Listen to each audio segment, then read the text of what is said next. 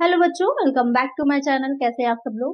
जो बिहार में आप लोग की जो ना अकाउंट्स क्लर्क की वैकेंसी आई है उसकी तैयारी मैं आप लोग को करा दी थी। तो इसमें आपका अकाउंट से रिलेटेड पोर्शन आना है, जिसमें अकाउंटिंग है, फाइनेंशियल मैनेजमेंट है, जो आपका इनकम टैक्स है, उससे रिलेटेड जो क्वेश्चन आएंगे उसकी प्रिपरेशन मैं करा रही थी। तो आज की वीडियो में उसी में आगे आप पढ़ेंगे फाइनेंशियल मैनेजमेंट का पॉइंट, जिसमें हम पढ़ेंगे लीवरेज के बारे में कि उत्तोलक क्या होता है। इस रिलेटेड क्वेश्चन भी आते हैं क्योंकि फाइनेंशियल मैनेजमेंट में लीवरेज बहुत इंपॉर्टेंट होता है। तो उससे रिलेटेड क्वेश्चन भी आ सकते हैं या कुछ न्यूमेरिकल आ सकते हैं। तो आज की वीडियो में आपके थ्योरी क्वेश्चन भी रहेगा और न्यूमेरिकल क्वेश्चन भी रहेंगे। तो आइए वीडियो को शुरू करते हैं। ये शुरू करने से पहले आप लोग देखते हैं लाइक नहीं करते हैं तो वीडियो को लाइक जरूर कर दिया करिए। आप लोग के एक लाइक से मुझे मोटिवेशन मिलता है और अच्छी वीडियोस आप लोग के लिए लाने के लिए। और सब्सक्राइब नहीं किया हो चैनल को तो सब्सक्राइब कर दीजिए और फ्रेंड्स का शेयर भी कर दीजिएगा। तो पहले समझ लेते हैं कि लीवरेज होता क्या है, उसके बाद हम क्वेश्चन की तरफ चलेंगे। लीवरेज वैसे तो आपने लीवर से बना है, लीवरेज शब्द ही है। तो लीवर क्या होता है साइंस की भाषा में, तो आप जानते होंगे कि किसी भी जो बहुत ज्यादा वेट है, कोई भारी सामान है, उसको उठाने के लिए लीवर का यूज किया जाता है, जिससे कि हम आसानी से कम पावर का यूज करके उस चीज को उठा सकें। लेकिन जब बात हम करते हैं फाइनेंशियल मैनेजमेंट की किसी बिजनेस के लिए एक लीवरेज की, तो वो क्या हो जाता है। आपको पता होगा कि आप कोई भी बिजनेस की कोई भी इंस्टीट्यूशन है, ऑर्गेनाइजेशन है, उसमें जो कैपिटल हम लगाते हैं, क्योंकि इससे पहले जो फाइनेंशियल मैनेजमेंट की वीडियोस मैंने अपलोड करी थी वहाँ पर आप लोग को अच्छे से समझाया हुआ था कि जो कैपिटल होती है उसमें किस किस तरह की चीजें इंक्लूड होती हैं या कौन कौन सी ऐसी चीजें हैं जिसको मिला करके हम अपनी कैपिटल स्ट्रक्चर को तैयार कर सकते हैं। तो उसमें दो तरह की रहती है पूंजी। एक आपकी हो जाती है जो स्थिर प्रत्याय दर वाली होती है, जैसे कि आप कह सकते हैं फिक्स रिटर्न रेट वाली, और दूसरी हो जाती है अस्थायी वाली। यहाँ पर आपका फिक्स्ड नहीं रहता है, जैसा आपका प्रॉफिट होता है उसी के अकॉर्डिंग आप रिटर्न भी देते हैं, उसी के अकॉर्डिंग रिटर्न की रेट रहती है आपकी। वहां पर जो स्थिर वाली होती है, जैसे कि जो डिबेंचर्स होते हैं उस पर आप इंटरेस्ट देते हैं, तो इंटरेस्ट क्या रहता है, फिक्स्ड रहेगा, उसमें कोई चेंजेस नहीं होते हैं। इंटरेस्ट की रेट आपका फिक्स रहेगा, कितने रेट पर आपको डिबेंचर को देना है। लेकिन डिविडेंड जो रेट होता है उसमें आपके चेंजेस होते रहते हैं। तो यहाँ पर इन्हीं दोनों पूंजियों में किस तरह की पूंजी जो होगी वो इम्पोर्टेंट होगी, या कितना हम डिबेंचर्स को रख सकते हैं, कितने नहीं रख सकते हैं, तो उसका बहुत इफेक्ट पड़ता है हमारे बिजनेस पर और जो अंशधारी होते हैं, जो शेयर होल्डर्स होते हैं, उनकी इनकम पर। उसी को मापा जाता है इसमें, जो आपका क्या कहलाता है, लीवरेज कहलाता है, उत्तोलक कहलाता है। अगर एक डिफिनेशन की हम बात करें कि क्या होती है, तो डिफिनेशन अगर हम आपकी हो जाएगी कि उत्तोलक को समता पर प्रतिशत प्रत्यय और पूंजीकरण पर प्रतिशत प्रत्यय के रूप में परिभाषित किया जा सकता है। तो सिंपल सी डिफिनेशन है ये आपकी। लीवरेज जो होता है वो आपका तीन टाइप्स का रहता है। एक हो जाता है ऑपरेटिंग लीवरेज, जो आपका हो जाता है परिचालन उत्तोलक। दूसरा हो जाता है फाइनेंशियल लीवरेज, जो आपका वित्तीय उत्तोलक होता है। और तीसरा हो जाता है कंबाइंड लीवरेज, यानी कि संयुक्त उत्तोलक। जब आप फाइनेंशियल और ऑपरेटिंग लीवरेज निकाल लेते हैं तो उन्हीं दोनों को मल्टीप्लाई करके क्या निकल आता है, जो आपका कंबाइंड लीवरेज होता है वो निकल आता है। जो ऑपरेटिंग लीवरेज होता है उसका फॉर्मूला क्या हो जाएगा, उसका फॉर्मूला निकालने का होता है कंट्रीब्यूशन अपॉन ऑपरेटिंग प्रॉफिट, जिसको कि आप EBIT बोलते हैं, earning before interest and tax. जो आपका कंट्रीब्यूशन होता है उसमें क्या चीजें ऐड होती हैं, कंट्रीब्यूशन में दो तरह की चीजें ऐड रहती हैं। एक हो जाता है आपका प्रॉफिट और दूसरा हो जाता है फिक्स्ड, जो आपकी फिक्स्ड कॉस्ट आती है, उन दोनों को ऐड करके बनाया जाता है। एक जो आपकी कॉस्ट शीट पूरी होती है, एक चलिए क्विकली देख लेते हैं। एक वेरिएबल एक्सपेंसेस आपके आ जाते हैं, फिक्स्ड आ जाते हैं, उसमें आप अपना प्रॉफिट ऐड करते हैं तो टोटल आपकी सेल निकल के आ जाती है। तो जो वेरिएबल और फिक्स्ड है वो कॉस्ट हो जाती है टोटल, और प्रॉफिट ऐड हुआ फिर आपकी सेल निकल आई। लेकिन जब कंट्रीब्यूशन हम निकालते हैं तो सेल में से हम वेरिएबल जो एक्सपेंसेस होते हैं उसको हटा देते हैं, तो उसके बाद जो दोनों चीजें बचती हैं वो हमारी कंट्रीब्यूशन हो जाती है। तो कंट्रीब्यूशन में क्या दो चीजें ऐड हो गई, फिक्स्ड एक्सपेंसेस ऐड हो गए और प्रॉफिट ऐड हो गया। उस दोनों से मिलकर के कंट्रीब्यूशन बनता है। हो सकता है एग्जाम में आपके खाली इतना ही पूछ ले कि अंशदान क्या होता है, तो यहाँ पे मैंने आपको समझा दिया है कि जो प्रॉफिट और जो आपकी स्थिर व्यय होते हैं, फिक्स्ड एक्सपेंसेस होते हैं, उन दोनों को ऐड करने पर कंट्रीब्यूशन निकल के आता है। वो हो जाता, इसी से आपका ये फॉर्मूला बन जाता है कंट्रीब्यूशन अपॉन EBIT। वो हो जाएगा आपका ऑपरेटिंग लीवरेज का फॉर्मूला। फिर आ जाता है आपका फाइनेंशियल लीवरेज, यानी कि वित्तीय उत्तोलक। वित्तीय उत्तोलक क्या होता है, इसका जो निकालने का मेन फॉर्मूला रहेगा, तो कि आप लोग के ऑब्जेक्टिव बेसिक क्वेश्चन आने हैं तो उसी पॉइंट टू पॉइंट हम उसको समझते चलें, वही इंपॉर्टेंट है। वित्तीय उत्तोलक निकालने का फॉर्मूला होता है EBIT अपॉन EBT। यहाँ पर EBIT वही earning before interest and tax रहेगा, वो ऊपर चला जाता है, अपॉन में आ जाता है EBT। ईबीटी क्या हो जाता है? Earning before tax. जब हम कंट्रीब्यूशन में से फिक्स एक्सपेंसेस को लेस करते हैं तो आपका प्रॉफिट निकल करके आता है। वही प्रॉफिट क्या हो जाता है? उसे ही हम ईबीआईटी भी कहते हैं, earning before interest and tax. उसी में से जब हम इंटरेस्ट को लेस कर देते हैं, जो आपका डिवेंचर का इंटरेस्ट होगा उसको जब हम लेस कर देंगे तो हमारा क्या निकल के आता है? ईबीटी, यानी कि अर्निंग बिफोर टैक्स। तो यही चीज आपकी फाइनेंशियल लीवरेज जो है उसमें यूज की जाएगी, ईबीआईटी अपॉन ईबीटी। और कंबाइंड लीवरेज निकालने के लिए दोनों को आपस में हम मल्टीप्लाई कर देते हैं।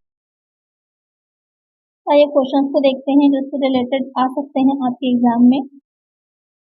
पहला क्वेश्चन है, संयुक्त उत्तोलक का सूत्र है the formulas of combined leverage is.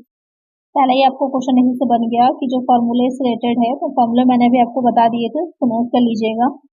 A option में है सी अपॉन ईबीटी, बी है सी अपॉन ईटीबी, सी हो जाएगा सी अपॉन टीईबी और डी हो जाएगा ईबीटी अपॉन सी। तो क्या फॉर्मूला मैंने आपको बताया था कि अब यहाँ पर ध्यान दीजिएगा कि जब आप दोनों फॉर्मूलाज को साथ में रखेंगे तो पहला फॉर्मूला जो आपका ऑपरेटिंग लीवरेज का बनेगा हो जाएगा कंट्रीब्यूशन अपॉन ईबीआईटी, और इनटू हो जाएगा, क्योंकि मैंने कहा था मल्टीप्लाई कर देते हैं, इनटू हो जाएगा ईबीआईटी अपॉन ईबीटी। ईबीआईटी और ईबीआईटी क्या होगा? आपस में कट जाएगा। अब क्या बचेगा आपके पास? Contribution upon EBT. यही फॉर्मूला हो जाएगा आपका जो कंबाइंड लीवरेज है उसका। तो करेक्ट आंसर यहाँ पर क्या हो जाएगा? Option A. थोड़ा सा कंफ्यूज करने के लिए आपको इस तरह से दे रखा था, तो अगर आपको सारे फॉर्मूलाज पता है तो आप आसानी से इसे निकाल लेंगे। करेक्ट आंसर हो जाएगा ऑप्शन ए। नेक्स्ट क्वेश्चन है, यदि परिचालन उत्तोलक 2 है, बिक्री 20% बढ़ जाती है तो ईबीआईटी में कितने प्रतिशत वृद्धि होगी? If operating leverage is 2 then what percentage will EBIT increases if sales increase by 20%? यहाँ पर क्वेश्चन आपसे कह रहा है कि अगर आपका ऑपरेटिंग लीवरेज जो है वो दो है, मतलब निकाल के बताया हुआ है कि ऑपरेटिंग लीवरेज निकल के 2 आएगा, लेकिन जो सेल है यहाँ पर वो 20% से बढ़ जा रही है, तो वहां पर जो आपका earning before interest and tax आएगा उसमें कितने परसेंट की वृद्धि होगी या कितने परसेंट से वो बढ़ जाएगा। तो इसको निकालने का आपका फॉर्मूला रहता है। फॉर्मूला क्या हो जाएगा?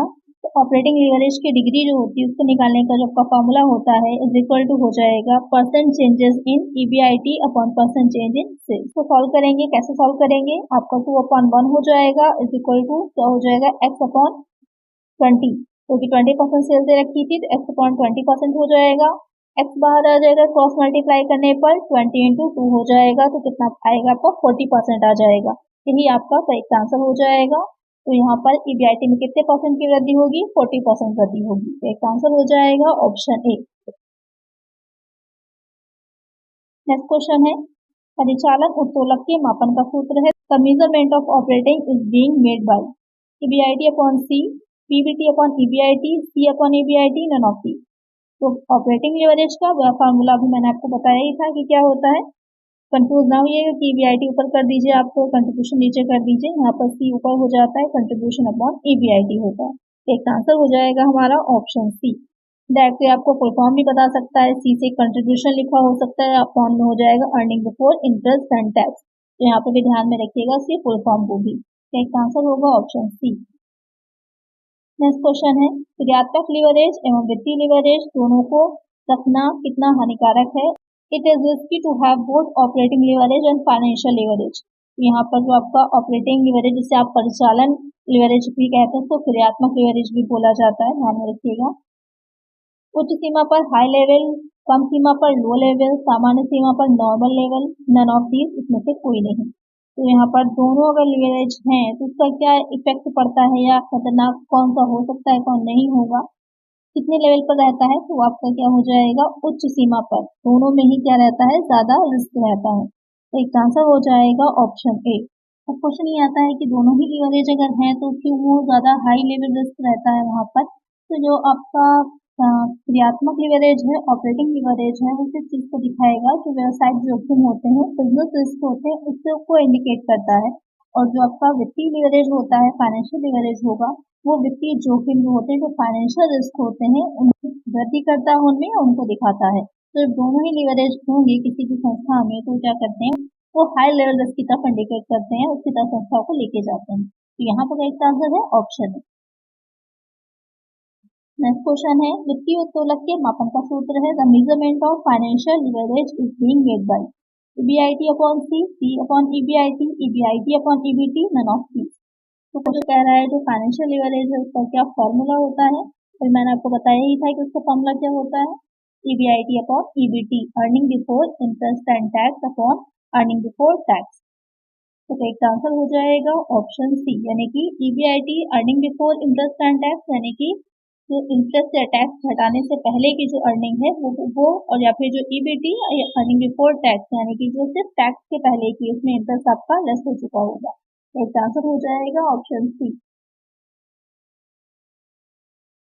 नेक्स्ट क्वेश्चन है अंशदान परिचालन लाभ सूत्र है, contribution divided by operating profit is the formula of. यहाँ पर क्वेश्चन में कह रहा है कि ये जो आपका अंशदान और अपॉन में क्या है परिचालन लाभ दे रखा है, ये किसका फॉर्मूला होगा, वित्तीय उत्तोलक का, फाइनेंशियल लीवरेज, परिचालन उत्तोलक का, ऑपरेटिंग लीवरेज, संयुक्त उत्तोलक का, combined leverage, none of these. ये फॉर्मूला किसका है, तो contribution C upon operating profit, यानी कि EBIT को ही ऑपरेटिंग प्रॉफिट बोला जाता है। ये किसका फॉर्मूला था, ये ऑपरेटिंग लीवरेज का था। एक आंसर क्या होगा हमारा, ऑप्शन बी। नेक्स्ट क्वेश्चन है मिश्रित उत्तोलक की मात्रा का सूत्र है, the formula of degree of combined leverage. यहाँ पर कंबाइंड लीवरेज का फॉर्मूला आपसे पूछा है, तो यहाँ पर ध्यान दीजिएगा कि यहाँ पर सिर्फ आपसे फॉर्मूला उसको डायरेक्टली नहीं पूछा है, यहाँ पर डिग्री भी पूछी है। तो डिग्री क्या होगी कंबाइंड लीवरेज की, C upon EBIT, percent change in EBIT upon percentage in sale, percent change in EPS upon percent change in sale, इनमें से कोई नहीं, none of these। तो अभी ऐसा ही एक न्यूमेरिकल मैंने आपको सॉल्व करवाया था। एक चीज का ध्यान रखिएगा, जब भी डिग्री की बात की जाए तो वहां पर आपका परसेंट साथ में लगा रहता है, तो आपका जो ऑप्शन ए है वो तो बाहर हो जाएगा। साथ में जो आपका जो यहाँ पर कंबाइंड लीवरेज हम निकाल रहे होते हैं, तो फॉर्मूला उसका होता है percent change in EPS upon percent change in sale, यानी कि अर्निंग पर शेयर में जो चेंजेस आते हैं उसको आप डिवाइड करेंगे जो चेंजेस आ रहे हैं सेल में उससे। करेक्ट आंसर होगा ऑप्शन सी। नेक्स्ट क्वेश्चन है परिचालन लीवरेज प्रभावित होता है ऑपरेटिंग लीवरेज इफेक्टेड बाय, किससे प्रभावित होगा, स्थिर लागतों से, फिक्स कॉस्ट, परिवर्तनशील लागतों से, वेरिएबल कॉस्ट, प्रति इकाई बिक्री मूल्य से या मात्रा से, पर यूनिट सेलिंग प्राइस और सेल वैल्यू, उपरोक्त सभी से, ऑल द अबव। तो जो ऑपरेटिंग लीवरेज है वो किससे प्रभावित होता है, तो ये चैप्टर में भी हम किसकी बात कर रहे थे, पहला तो आपका जो फिक्स कॉस्ट है उससे तो होगा ही होगा, स्थिर व्ययों से प्रभावित होगा। जो वेरिएबल कॉस्ट होती है उससे भी इफेक्ट होगा, क्योंकि आप कंट्रीब्यूशन निकालते हैं तो वेरिएबल कॉस्ट जितनी ज्यादा होगी आपका कंट्रीब्यूशन कम आएगा, वेरिएबल कॉस्ट कम होगी तो कंट्रीब्यूशन ज्यादा आएगा। पर यूनिट सेल में जो चेंजेस हो पर यूनिट सेल्स में जो आपके चेंजेस होंगे वो भी इफेक्ट करेंगे, तो इन तीनों चीजों से ये प्रभावित होता है। करेक्ट आंसर होगा ऑप्शन डी। नेक्स्ट क्वेश्चन है लीवरेज का अर्थ है, लीवरेज मीन गाड़ी का gear box of A car, पूंजी ढांचा, कैपिटल स्ट्रक्चर, लाभ हानि, प्रॉफिट एंड लॉस, प्रभावशीलता, इफेक्टिवनेस। काफी अच्छा क्वेश्चन है कि लीवरेज क्या होता है, तो लीवरेज से क्या अर्थ होगा या किससे रिलेटेड होगा, तो आपको मुझे इसका आंसर कमेंट करिए। इसको मैं नेक्स्ट वीडियो में इस क्वेश्चन को दोबारा शामिल करूंगी, उसमें आपको उसका करेक्ट आंसर बताऊंगी। लीवरेज आपको जितने अच्छे समझ में आ गया होगा तो आप आंसर भी ढूंढ लेंगे। वैसे कंफ्यूजन दो ही चीजों में रहेगी, आपको ए और सी आपको पता ही होगा कि नहीं है, बी और डी में आप कंफ्यूज होंगे कि लीवरेज क्या होता है, तो यहाँ पर मुझे आप इसका आंसर कमेंट करिएगा। तो नेक्स्ट क्वेश्चन लेते हैं, ये आपके कुछ न्यूमेरिकल्स हैं। बिक्री 4 लाख रुपए है, परिवर्तनशील लागत 2,80,000 रुपए है, स्थायी लागत 80,000 रुपए है, परिचालन लीवरेज होगा sales rupees 4 lakh, variable cost rupees 2,80,000 and fixed cost rupees 80,000। Operating leverage will be 3542। यहाँ पर सीधे सीधे आपको फॉर्मूले में रख करके सॉल्व कर देना है। निकालने के लिए ऑपरेटिंग लीवरेज का फॉर्मूला होता क्या है, कंट्रीब्यूशन अपॉन EBIT। कंट्रीब्यूशन यहाँ पर निकालना पड़ेगा आपको, कैसे निकालेंगे, सेल दे रखी थी तो सेल में से वेरिएबल कॉस्ट होती है उसको लेस कर दीजिए, आपका आ जाएगा कंट्रीब्यूशन। 4 लाख में से 2,80,000 लेस करेंगे तो कितना आएगा कंट्रीब्यूशन हमारा, 1,20,000। अब हमें क्या चाहिए है, EBIT निकालना है, earning before interest and tax. तो कंट्रीब्यूशन में से जो आपकी फिक्स कॉस्ट दे रखी है उसको हम लेस कर देंगे तो हमारा प्रॉफिट निकल के आएगा, वही प्रॉफिट क्या हो जाएगा, EBIT होगा हमारा। तो 1,20,000 में से 80,000 लेस करिए, कितना आएगा, 40,000 बचेगा, 40,000 हमारा EBIT हो जाएगा। अब फॉर्मूले में रख देंगे 1,20,000 अपॉन 40,000, डिवाइड करिएगा, कितना आ जाएगा 3। ये 3 ही आपका क्या हो जाएगा, ऑपरेटिंग लीवरेज हो जाएगा। करेक्ट आंसर होगा ऑप्शन ए। अगर आपको फॉर्मूलाज लर्न होंगे, याद होंगे, तो आप आसानी से इसको निकाल सकते हैं। नेक्स्ट क्वेश्चन है, यदि बिक्री 4 लाख रुपए है, परिवर्तनशील लागत 2,80,000 रुपए है, स्थिर लागत 80,000 रुपए है, ऋण 10% ब्याज पर 2 लाख रुपए संयुक्त लीवरेज होगा। देखिए सेम वही क्वेश्चन है जो अभी आपने प्रीवियस में लगाया है, बस यहाँ पर क्या पूछा है, आपसे कंबाइंड लीवरेज पूछ लिया है। तो एक तो इसको निकालेंगे दो तरीके, या तो फिर आप दोनों का फॉर्मूला लिख दीजिए, जैसे कि अभी EBIT आपको क्रॉस हो जाएगा, सिर्फ आपका कंट्रीब्यूशन अपॉन EBT बचेगा, पैसे निकाल सकते हैं। या फिर आप ऑपरेटिंग लीवरेज जो पहले ही क्वेश्चन में निकाल लिया है, फाइनेंशियल लीवरेज निकाल लीजिए, EBIT अपॉन EBT 40,000 का EBIT था, और EBT निकालने के लिए क्या करेंगे, 10% का जो इंटरेस्ट दे रखा है 2 लाख रुपए पर, 2 लाख का 10% निकालेंगे 20,000 आएगा। EBIT में से हम वो 20,000 को लेस कर देंगे, तो अब हमारा क्या बचेगा, EBT अर्निंग बिफोर टैक्स।